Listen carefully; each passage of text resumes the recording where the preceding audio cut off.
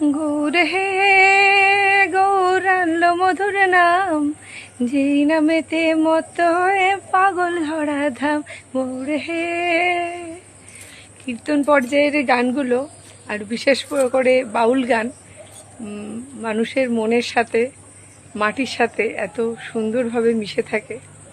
আরও একটা বিশেষ গান আছে যে গানগুলো মানুষের মন আর হৃদয় ছুঁয়ে যায় বারে বারে। তো আমার তো খুব ভালো লাগে, তোমাদের কেমন লাগে জানি না। তো মানে আমি তো এই গানগুলোর যেন প্রেমেই পড়ে গেছি। আর বিশেষ করে কীর্তনের বাউল গান।